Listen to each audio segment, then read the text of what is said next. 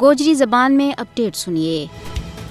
کشمیری اور پاکستانی عوام آپس میں ڈاڈا مذہبی، تاریخی اور ثقافتی رشتہ میں بندھیا ہوا ہے۔ قائد اعظم محمد علی جناح اور نے کہ خوب کیا ہے کہ کشمیر پاکستان کی شارک ہے۔ قائد اعظم محمد علی جناح کو کشمیر کا کافی سارا دوران دے یا گل ثابت ہے کہ انہاں کی کشمیریاں کے نال ڈاڈی محبت، انہوں نے کشمیر کی آزادی کے واسطے پوری کوشش کی۔ وہ کشمیر کی آزادی کے واسطے کسی بھی حد تک جاؤن کے واسطے پرعزم تھا۔ قائد اعظم محمد علی جناح اور نے پاکستان کی آزادی دے پہلا ہی تحریک کشمیر کی بھرپور طریقہ گنا حمایت کی تھی۔ انہوں کی سخت خواہش تھی کہ کشمیریاں نہ بھی انصاف ملے۔ انہوں نے درست نشاندہی کی تھی کہ پر صغیر میں مسلمانوں نہ مستقبل محفوظ کرن کے واسطے ایک کنی ملک کی ضرورت ہے، اور انہوں کی رات دیہڑی کی محنت پاکستان کی تخلیق معرض وجود میں آئی۔ آرٹیکل 370 نہ ختم کرن دے بعد یہ گل ثابت ہو گئی ہے کہ قائد اعظم محمد علی جناح اور نے صحیح گل کہی تھی کہ بھارت میں اس وقت بی جے پی نے مسلمانوں نہ جس طرح نشانوں بنانا شروع کیا ہے،